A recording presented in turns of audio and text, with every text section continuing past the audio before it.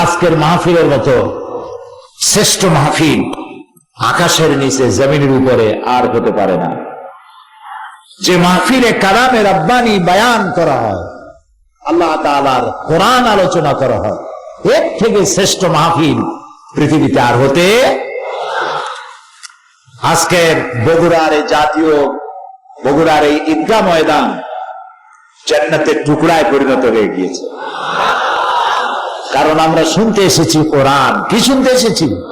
কোরআন। আমি চেষ্টা করব কোরআনে কারীম থেকে আলোচনা করা, বিতাওফীকিল্লাহ বিইজনিল্লাহ বিমাশিয়াতিল্লাহ তাআলা। আল্লাহ তাআলা দয়া করে যদি তৌফিক দেন তাহলে বলতে পারবো, আল্লাহ তৌফিক না দিলে কিছুই বলতে পারবো না। এই জন্য আপনারা দোয়া করুন। এই মাহফিলের আয়োজকরা যে কষ্ট করে আয়োজন করেছেন, আর আপনারা দূর দারাজ থেকে কষ্ট করে এসেছেন, এমন কিছু কথা বলার তৌফিক আল্লাহ তার গোলামকে দান করুন যে কথাগুলি সকলের জন্য মুফিদ হয়, ফায়দা হয়, উপকার হয়, আমলের জন্য যেন উপকারী হয়ে আমাদের জন্য যা আমলের দুনিয়া এবং আখিরাতে নাজাতের কারণ হয়ে দাঁড়ায়। প্রিয় উপস্থিতি, কোরআন কি এটি আগে আমাদেরকে বুঝে নিতে হবে। কি জন্য কোরআন এসেছে? এই কোরআন এর মধ্যে যত কথা আছে সবগুলি কথা কার? আল্লাহ তাআলা এই কোরআন সহ আরো অনেক কিতাব নাজিল করেছেন, কিন্তু কোন কিতাবকে আল্লাহ নিজে হেফাজত করবেন এর কোনো গ্যারান্টি দেন নাই। তাওরাতে কথা লেখা নাই যে তাওরাতকে আমি হেফাজত করব, ইনজিলে কথা লেখা নাই যে আমি এটাকে হেফাজত করব, জাবুর এতে কথা লেখা নাই যে জাবুরকে আমি হেফাজত করব, কিন্তু এই কোরআনের মালিক বলেছেন কোরআন আমি হেফাজত করব। কে এটার মালিক? আল্লাহ রাব্বুল আলামিন কোরআনে কারীমের মধ্যে বলেন,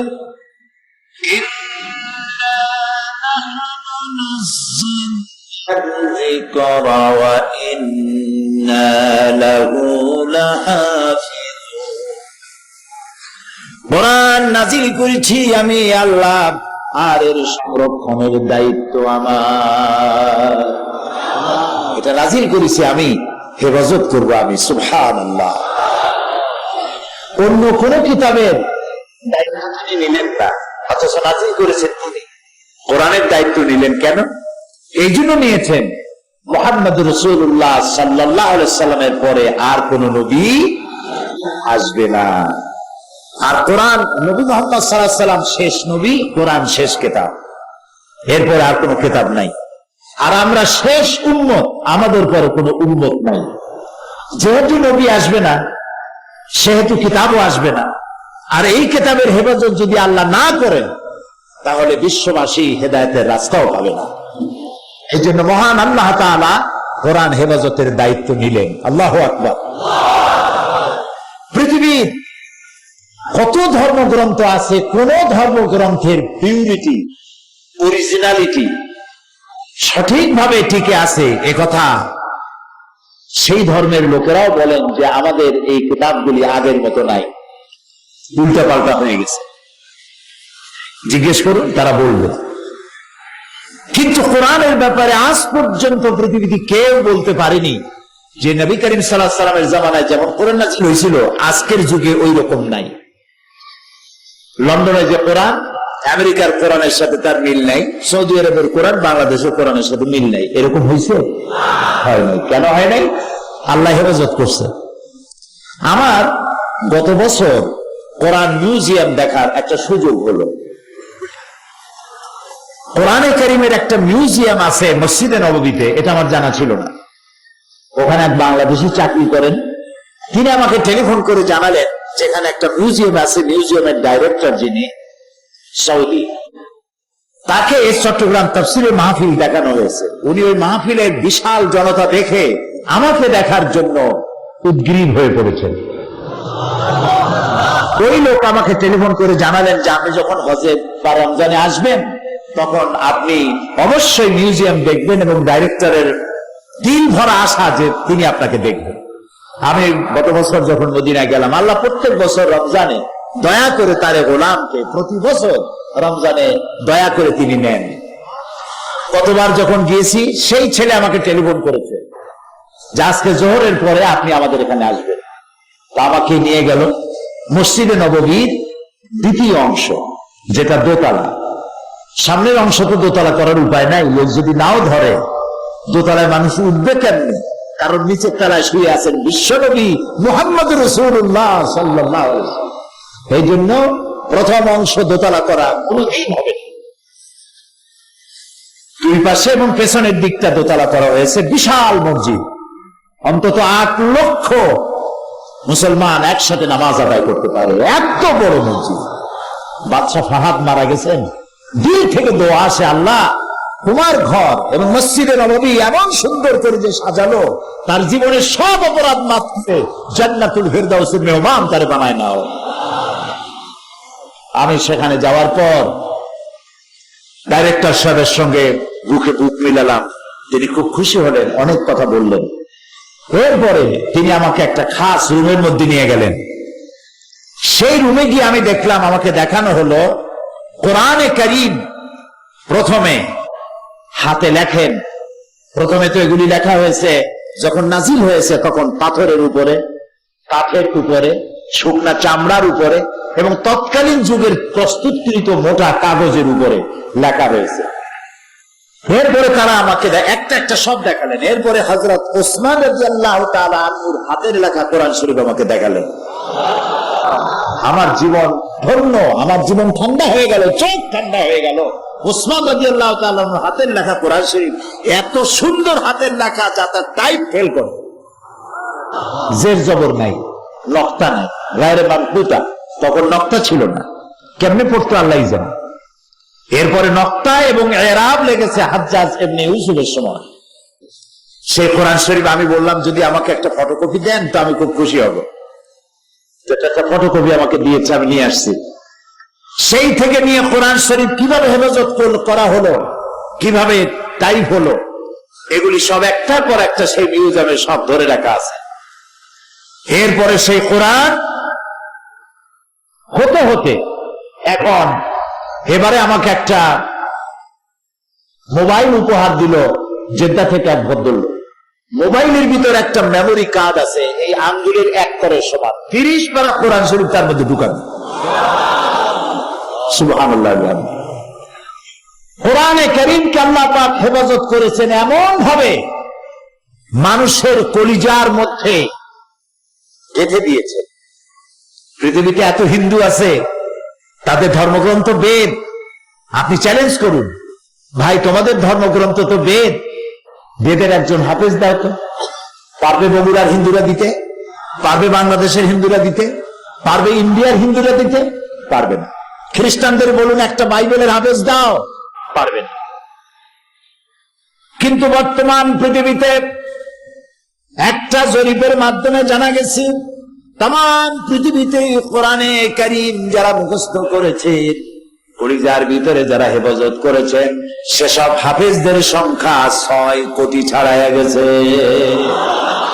6 কোটির উপরে মুসলমানেরা কোরআন শরীফ মুখস্থ করেছেন সিনার মধ্যে। ছোট্ট ছোট্ট বাচ্চা থেকে শুরু করে 6 বছর 7 বছরের বাচ্চা ছেলে মুখস্থ করতেছে কোরআন শরীফ। আল্লাহ তাআলা বলছেন, ওয়ালাকাদ ইয়াসসারনাল কুরআনা লিযিকর ফাহাল মিন মুদ্দাকির। আমি কোরআনে কারীমকে বোঝার জন্য আর মুখস্থ করার জন্য সহজ করে দিয়েছি। কে বলছেন? আল্লাহ যদি সহজ না করতেন মুখস্থ করার, এত বড় কিতাব মুখস্থ করা মানুষের জন্য অসম্ভব। আল্লাহ বলেছেন আমি সহজ করেছি। বোঝাও সহজ, মুখস্থ করাও সহজ। সুবহানাল্লাহ। চেষ্টা করলেই হলো, চেষ্টা করলেই হলো। আমরা চেষ্টা করি না, তাই বুঝি না। এবং কোরআন এটি সকলের জন্য, এটি শুধু মুসলমানদের জন্য নয়। হিন্দু, খ্রিস্টান, বৌদ্ধ, ইহুদি, নাসারা, তেলি, মুসলিম, নাপিত, ধোপা, যার নাম মানুষ, তার জন্য কোরআন। সুবহানাল্লাহ বলো। কারণ আল্লাহ সকলে আর কোরআনও সকলে। এই কোরআনে কারীম আল্লাহ তাআলা নাজিল করলেন তাবিজের কিতাব হিসেবে নয়। কোরআন নাজিল করলেন ঝাড়ফুঁকের কিতাব হিসেবে নয়। কোরআন নাজিল করলেন ঝুলে ঝুলে মুখস্থ করবেন এজন্য নয়।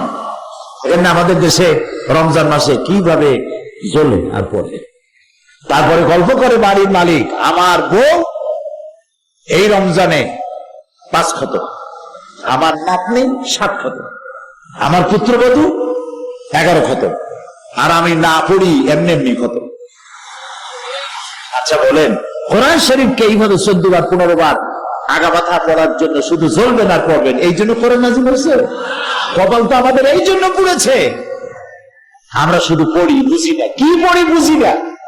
এখন এই বইটার মধ্যে কি আছে আমি জানি না, পড়তেও জানি না, বুঝিও না। এই বই আমার কেমনে ভাগা দেবে? ডাক্তারের প্রেসক্রিপশন কি জন্য দেয়?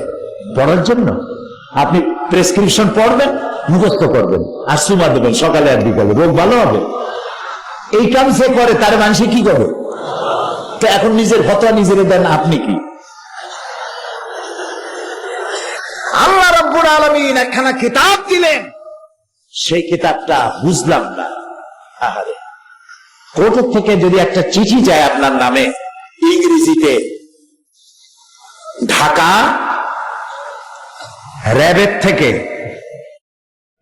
আর্মি থেকে, অথবা এসবিআইবি থেকে, অথবা ডিআইবি থেকে, অথবা ন্যাশনাল সিকিউরিটি ফোর্স থেকে একটা ইংরেজিতে একটা চিঠি আসছে আপনার নামে, আপনি ইংরেজি জানেন না, এই চিঠিটা বোঝার জন্য আপনার পেরেশানি হবে কিনা বলেন? হবে কিনা? যে চিঠির মধ্যে কি আমার মৃত্যুর পরোয়া না, না আমার মাউকো, না আমার জেল, না জরিমানা, কি হলো? র্যাবের কাছ থেকে চিঠি আসলো কেন? এনএসআইর কাছ থেকে চিঠি আসলো কেন? পাগল হয়ে যাবেন জানার জন্য।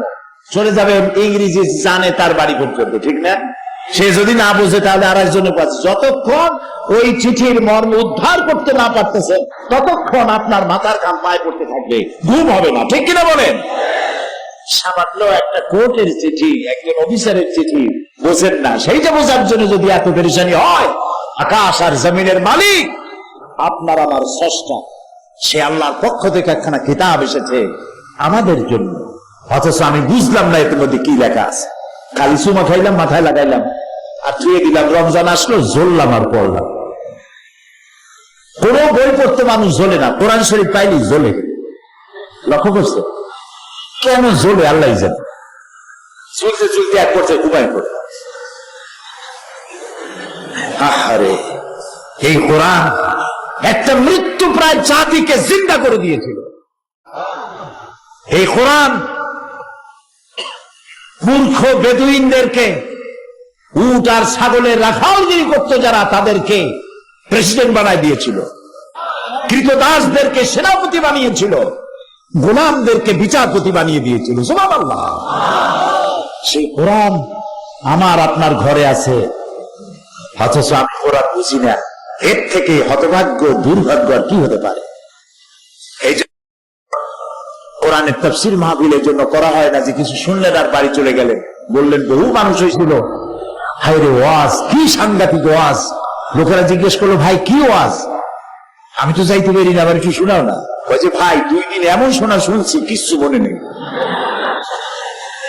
এখন আপনারা বলেন, এই শোনায় কোনো লাভ আছে? আমি মনে করি না যে আপনারা ওই রকম শ্রোতা। আপনারা বোদ্ধা, আপনারা সচেতন। বগুড়ার মানুষ বেশি সচেতন, সুশিক্ষিত, মার্জিত। এই জন্য আমি মনে করি আপনারা বুঝতে আসেন, বুঝবেন এবং আমল করবেন। বলেন আল্লাহ যেন তৌফিক দেন, বলেন আমিন। আমি লম্বা ভূমিকা দিলে তো কথা বলতে পারবো না, সেই জন্য আমি আজকে ছোট্ট একটি আয়াত তেলাওয়াত করে আলোচনায় যাব ইনশাআল্লাহ। আল্লাহ যেন শোনার তৌফিক দেন, বলারও তৌফিক দেন, বলি আমিন। আমরা মোমেন। আমরা কি মোমেন? আমাদের দায়িত্ব কি আর মোমেন কারা? আমাদের দায়িত্ব কি আর মোমেন কারা? এই কথাগুলি আজকে আলোচনা করবো ইনশাআল্লাহ। আজকে যদি শেষ করতে পারে ভালো, না পারলে আগামীকাল ইনশাআল্লাহ। বলি ইনশাআল্লাহ। আচ্ছা, শয়তানের ওয়াসওয়াসা তেলাওয়াতের সময় অথবা কোরআন আলোচনার সময় শয়তান খুব অসন্তুষ্ট হয়। শয়তান জানে এইগুলো যদি মানুষ শুনে আর আমল করে তাহলে আমার তো আর কোনো ডিউটি থাকবে না। এই জন্য শয়তান চায় যখন আলোচনা জমে আসে তখন বসা মানুষগুলি উঠায় দিতে। অনেক সময় তো শুনলাম, চল যে একটা সিগারেটে টান দিয়ে আসে। ওই শয়তান কারে কারে উঠাবে আপনারা বসে বসে টের পাবেন। এই জন্য মজবুত হয়ে বসার জন্য আল্লাহর কাছে শয়তানের ওয়াসওয়াসা থেকে পানাহ চাইতে হবে। পড়েন আমার সাথে, আউযু বিল্লাহি মিনাশ শাইতানির রাজীম, বিসমিল্লাহির রাহমানির রাহিম। বিতাড়িত মরদুদ শয়তানের ওয়াসওয়াসা থেকে পানাহ চাই। পরম করুণাময় আল্লাহর নামে শুরু করছি। ইন্নাল্লাহা আশতারা মিনাল মুমিনিনা আনফুসাহুম ওয়া আমওয়ালাহুম বিআন্না লাহুমুল জান্নাহ ইউকাতিলুনা ফি সাবিলিল্লাহি ফায়াকতুলুনা ওয়া ইউকতালুন ওয়া'দান আলাইহি হাক্কান ফিত তাওরাতি ওয়াল ইনজিলি ওয়াল কুরআন ওয়া মান আওফা বিআহদিহি মিনাল্লাহ ফাস্তাবশিরু বিবাইকুমুল্লাযী বায়া'তুম বিহি ওয়া যালিকা হুয়াল ফাওজুল আযীম। সূরা তাওবা 111 নম্বর আয়াত। আল্লাহ তাআলা বলছেন, নিশ্চয়ই আমি মুমিনের জান এবং মালকে খরিদ করে নিয়েছি এবং বিনিময়ে তাদেরকে জান্নাত দিয়েছি। কে বলতেছে? আল্লাহ তাআলা বলছেন, আমি আমার মুমিনের জান এবং মালকে কিনে নিয়েছি। এখন কেনা বেচা করতে হলে বিনিময় লাগে। আপনি কিছু কিনতে চাইলে বিনিময় কিছু দিতে হবে। তো আল্লাহ তাআলা বলছেন, আমি তোমার জান আর মালটা কিনে নিলাম, বিনিময় আমি তোমাকে কি দেব? জান্নাত দেব। এখন প্রশ্ন হচ্ছে, আমার জান কার?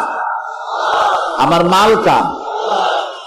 আর আল্লাহ তাআলা বলছেন যে আমি মুমিনের জান আর মাল কিনে নিলাম। এটা তো আল্লাহর নিজের। তা আমার জিনিস আমি কিনি কেন? আল্লাহর জিনিস আল্লাহ কিনছেন কি করে? এই কথাটার অর্থ কি, ব্যাখ্যা কি? কথা মাথায় ঢুকতেছে? আলহামদুলিল্লাহ। ইন্নাল্লাহা আশতারা মিনাল মুমিনিনা আনফুসাহুম ওয়া আমওয়ালাহুম বিআন্না লাহুমুল জান্নাহ, নিঃসন্দেহে আমি মুমিনের জান এবং মালকে কিনে নিয়েছি, বিনিময়ে তাদেরকে জান্নাত দিয়েছি। কি কিনলেন? তিনি কিনলেন আমার ইচ্ছাটা। এই যে আমার ভেতরে একটা জান আছে, এই জানটা আমার না। কে দিয়েছেন? মালিক কে? আল্লাহ তাআলা। কিন্তু আপনি আত্মহত্যা করতে পারবেন না। এটা যদি আমার বলি, এটা যদি আমার হতো, তাহলে আত্মহত্যা করা জায়েজ ছিল। আপনি আত্মহত্যা করতে পারবেন না। যদি কেউ আত্মহত্যা করে জাহান্নামে যাবে। কোথায় যাবে? জাহান্নাম। যেহেতু এটা তোমার অধিকার নেই, তোমার আত্মাকে হত্যা করার কোন অধিকার তোমাকে দেওয়া হয় না। এটি আল্লাহ। আর মাল, সেটি আল্লাহ তোমার কাছে কিছুদিনের জন্য আমানত রেখেছেন। মূলত সমস্ত সম্পদের মালিক লিল্লাহি মা ফিস সামাওয়াতি ওয়া মা ফিল আরদ, আসমান এবং জমিনের একচ্ছত্র মালিকানা কার? কিন্তু আমি বলতে পারবো জমিনটা আমার, বাড়িটা আমার, বলতে পারবো, কিন্তু এটার চিরস্থায়ী মালিক আমি নই। এটি আমার কাছে আমানত রাখা হয়েছে। যেমন এই বগুড়া শহরে আপনার একটা বাড়ি আছে, বাড়িটা আপনার দাবি করতে পারে, কিন্তু গভর্নমেন্ট যদি ইচ্ছে করে আপনার বাড়ি অধিগ্রহণ করে ওখান থেকে রাস্তা নিয়ে যেতে পারে। মূলত মালিক গভর্নমেন্ট, আপনি কিনে আপনি বাড়ি করছেন, কিন্তু গভর্নমেন্টের এখতিয়ার আছে আপনার বাড়ি অধিগ্রহণ করে সেখানে রাস্তা করা বা অন্য কিছু করার এখতিয়ার তার আছে। আমাকে আপনাকে যে মাল দেওয়া হয়েছে, মালের মূল মালিক কে? আল্লাহ তাআলা। সুতরাং আমার কাছে দায়িত্বটা কি? আল্লাহ কিনলেনটা কি? আল্লাহর জিনিস আল্লাহ যে কিনলেন, কি জিনিসটা? কি জিনিসটা? হচ্ছে জান খরচ করার ইচ্ছা, মাল খরচ করার ইচ্ছাটা আল্লাহ কিনে নিয়েছেন। আপনি যেখানে খুশি সেখানে আপনার জান খরচ করতে পারবেন না। আপনি এমন কোন জায়গায় জীবন দিতে পারবেন না যে কাজে আল্লাহ তাআলা রাজি নাই, সেখানে আপনি আপনার জীবন দিতে পারেন না। আপনার শ্রম দিতে পারেন না, এমন কোন জায়গায় আপনার মাল খরচ করতে পারেন না যেখানে আল্লাহ তাআলা রাজি নন। এই ইচ্ছাটা আল্লাহ খরিদ করে নিয়েছেন। আমাদের দেশে মানুষ যখন মারা যায় তখন কবরে রেখে বলে কি? কবরে রেখে বিসমিল্লাহ আলা মিল্লাতি রাসূলিল্লাহ, আর কবরের উপরে মাটি দিয়ে তো বলে মিনহা খালাকনাকুম ওয়া ফিহা নুঈদুকুম। পড়েন মিনহা খালাকনাকুম ওয়া ফিহা নুঈদুকুম ওয়া মিনহা নুখরিজুকুম তারাতান উখরা। এই মাটি দিয়ে তোমাকে তৈরি করা হয়েছিল, এই মাটির মধ্যে তোমার রেখে গেলাম, এই মাটির ভিতর থেকে তোমাকে আবার পুনরুত্থিত করা হবে। আর কবরের মধ্যে রাখার সময় বললাম বিসমিল্লাহ আলা মিল্লাতে রাসূলিল্লাহ, আল্লাহর নামে রসুলের দলে উঠাই দিয়ে গেলাম। কারে উঠাইলেন? একটা লাশ, মরা লাশ, তাকে উঠাই দিলেন রসুলের গাড়িতে। এখন রসুল এই লাশটাকে মিল্লাতে রসুল, আল্লাহ রসুলের দলে উঠালেন, রসুলের গাড়িতে উঠালেন। রসুল এই লাশ গ্রহণ করবেন কিনা এবং এই মরা লাশ দিয়ে আল্লাহ করবেনটা কি, একটু ব্যাখ্যা দিলে বুঝতে পারবেন। যে ব্যক্তিকে কবরে রাখলেন, এই লোকটি যখন ছাত্র জীবন ছিল, তার ছাত্র জীবনে যত আন্দোলন করেছে, মিছিল করেছে, মিটিং করেছে, সমাবেশ করেছে, সেখানে আল্লাহ এবং ইসলামের কোন জিনিস ছিল না। আল্লাহর জন্য করে নাই, রসুলের জন্য করে নাই, কোরআনের জন্য করে নাই। রাত ভরে দেওয়ালে লিখেছে, সেই দেওয়ালের লেখাগুলি আল্লাহর কাজে, রসুলের কাজে লাগে নাই। ছাত্র জীবন চলে গেল, সাংবাদিক হলো, রাজনীতিক হলো, যাই কিছু হলো, তার বক্তৃতা, তার বিবৃতি, কোনো কাজ, কোনো কথা আল্লাহর কাজে লাগলো না, আল্লাহর দ্বীনের জন্য লাগে নাই। তার নির্বাচন, তার ভোট, তার জীবন, তার বক্তব্য, জীবনের কোনো কাজ, কোনো কথা আল্লাহর কাজে, রসুলের কাজে লাগলো না। এবার যখন সে বুড়া হয়ে মারা গেল, তখন তার লাশটা কবরে রাখার সময় বলা হলো বিসমিল্লাহ আলা মিল্লাতি রাসূলিল্লাহ। আপনার বিবেককে জিজ্ঞেস করুন, এই বুড়া মানুষটা, বুড়া লাশটা, তার জীবনের একটা মুহূর্ত আল্লাহ রসুলের কাজে লাগে নাই, মরা লাশ দিয়ে আল্লাহ তার রসুল কি করবেন? এই জন্য আল্লাহ তাআলা বলছেন ইন্নাল্লাহা আশতারা মিনাল মুমিনিনা আনফুসাহুম ওয়া আমওয়ালাহুম বিআন্না লাহুমুল জান্নাহ। আমি তোমার জান এবং মাল খরিদ করে নিয়েছি, যেখানে সেখানে তোমার পয়সা চাঁদা দিতে পারো না। একজন লোক আসলো, আমাদের নেতা বক্তৃতা করবেন, বিশাল জনসভা, নেতা আসবেন, সুতরাং তার চাঁদা দেওয়া লাগবে। আপনি চাঁদা দিতে পারেন না। যদি সেই নেতা ধর্মনিরপেক্ষ মতবাদী হয়, যদি সে ইসলাম বিরোধী হয়, তাহলে তার মঞ্চে সে বক্তৃতা করবে, সেই চাঁদা আপনি দিতে পারেন না। আপনি একজন হিন্দুকে সাহায্য করতে পারেন, যদি তার মেয়ে বিয়ে হবে, পয়সা নাই, তার ছেলে অথবা তার স্ত্রীর অসুখ হয়েছে, চিকিৎসার পয়সা নাই, আপনি সাহায্য করতে পারেন। তার বাড়িতে ছাউনি নাই, আপনি ছাউনি দিতে পারেন। মানবিক কারণে হিন্দু, খ্রিস্টান, যে কোনো জাতির মানবিক কারণে সাহায্য করতে পারবেন না, কিন্তু তার পূজা করার জন্য, মূর্তি বানাবার জন্য আপনি সাহায্য করতে পারেন না। এটা গভর্নমেন্ট করবে, আপনি পারবেন না। এখানে এই যে খরচটার ব্যাপারটা, আপনি যেখানে সেখানে ইচ্ছা করলেই খরচ করতে পারবেন না। টাকা থেকে নর্তকী আসবে, নায়িকা আসবে, গায়িকা আসবে, বিশাল নাচ গানের ওপেন কনসার্ট। ওপেন কনসার্টে পুরুষগুলার চুল কোমর পর্যন্ত লম্বা, এদিকে চুল ফেলায়, ওদিকে চুল ফেলায়, দুইটা লাভ দিল, তিনটা সিট দিল, ওপেন কনসার্ট হয়ে গেল। এগুলোর জন্য মানুষেরা পয়সা খরচ করছে, জায়েজ নাই। আপনার পয়সাটা, আপনার পয়সা, আপনার জান, আপনার মাল খরচ করতে হবে কেবলমাত্র আল্লাহ যেখানে রাজি আছেন, এর বাইরে আপনি খরচ করতে পারবেন না। আপনি সেই মিছিলে যেতে পারেন না যে মিছিলে আল্লাহর নাম উচ্চারিত হয় না। আপনি সেই বিক্ষোভ, সেই সমাবেশে যেতে পারেন না যেই সমাবেশ, যেই বিক্ষোভে আল্লাহর এবং ইসলামের কোন স্বার্থ নাই। যেহেতু আমি মুসলমান, আমরা কি বলেন সবাই? মুসলমান। এই জন্য আল্লাহ তাআলা বলছেন, আমি মুমিনের জান এবং মালকে খরিদ করে নিয়েছি, বিনিময় জান্নাত দেব। এই যে বিনিময় জান্নাতটা দেব, এই ওয়াদা আমি করেছি। ওয়াদান আলাইহা হাক্কান ফিত তাওরাত ওয়াল ইনজিল ওয়াল কুরআন। এই ওয়াদা আমি করেছি, তাওরাতে করেছি, ইনজিলে করেছি, আর এই কোরআনেও করলাম। সুবহানাল্লাহ বলতে ইচ্ছা করে না? আমার আল্লাহ বলছেন, এই যে তোমার জানমালের বিনিময় আমি তোমার বেহেশত দেব, এই ওয়াদা আমি করেছি তাওরাতে, ইনজিলে, আবার কোরআন শরীফও করলাম। ওয়ামান নাওফা বিআহদিহি মিনাল্লাহ। আর আল্লাহর চাইতে ওয়াদা পূরণকারী আর কে হতে পারে? পারে কেউ? পারে না। কত নেতা আছে, ভাইয়ের আমার, বোনের আমার কথা মানো না, খাইয়া মরবান। কত কথা বলে আর শেষ পর্যন্ত কিছুই হয় না, আছে না? আল্লাহর ওয়াদা কি এরকম? আল্লাহ তাআলা প্রত্যেকটি ওয়াদা অক্ষরে অক্ষরে প্রতিফলিত হয়। সুবহানাল্লাহ। সুতরাং আল্লাহ তাআলা বলছেন, ফাস্তাবশিরু বিবাইকুমুল্লাযী বায়াতুম।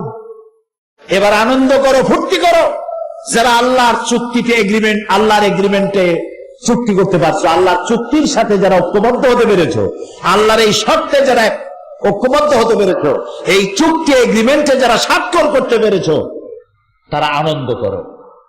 কারণ হচ্ছে যালিকা হুয়াল ফাউজুল আযীম। আর এটা হচ্ছে মহা সাফল্য।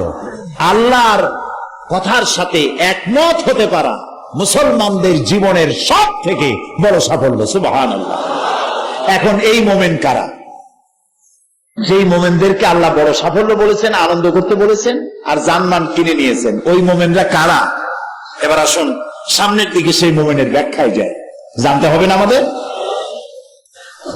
112 নম্বর আয়াত, আল্লাহ রাব্বুল আলামিন বলেন, التائبون العابدون الحامدون السائحون الراكعون الساجدون الآمرون بالمعروف والناهون عن المنكر والحافظون لحدود الله وبشر المؤمنين। 112 নম্বর আয়াতে আল্লাহ তাআলা ওই মুমিনদের পরিচয়, এই পরিচয়টা আমাদের জানা দরকার। আপনারা নিশ্চয়ই জানেন জাহান্নামের সংখ্যা কয়টা বলেন, আর জান্নাতের সংখ্যা 8টা। এখানে আল্লাহ তাআলা মুমিনের 8টা গুণ বর্ণনা করেছেন। কয়টা গুণ? 8টা শর্ত। এই 8টি শর্ত যদি কোন মুমিন পালন করতে পারে, আল্লাহর 8টি জান্নাতের দরজা তাদের জন্য খুলে যাবে। আমি সেই 8টি কোয়ালিটির কথা আপনাদের সামনে পেশ করব ইনশাআল্লাহ। 1 নম্বর, আত-তাইবুন, বারবার তওবাকারী। মুমিনের প্রথম কোয়ালিটি বারবার তওবাকারী, একবার না, বারবার তওবাকারী, প্রত্যাবর্তনকারী। তওবা মানে ফিরে আসা। ফিরে আসা কিসের থেকে? ফিরে আসা। তওবা মানে বিরত থাকা, তওবা মানে ফিরে আসা। কিসের থেকে ফিরে আসা? বুদ্ধি করে কম তো, গুনাহ থেকে ফিরে আসা। এই জন্যই তো আমি বলছি যে বগুড়ার মানুষ খুব সুশিক্ষিত, বোঝে ভালো, আলহামদুলিল্লাহ। বেশি না বুঝলেই হলো,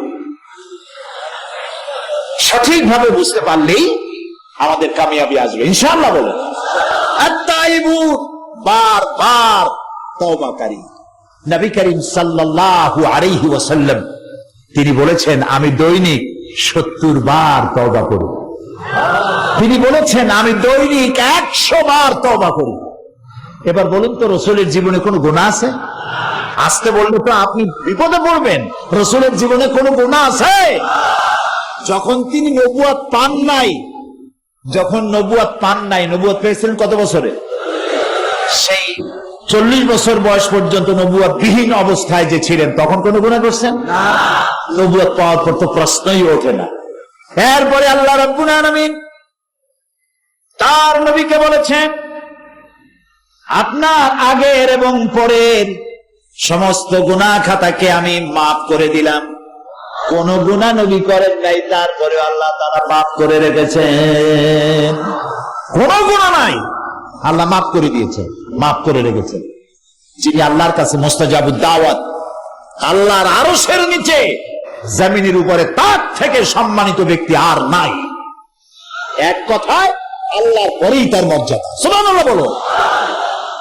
সেই নবী বলছেন আমি দৈনিক 100 বার তওবা করি।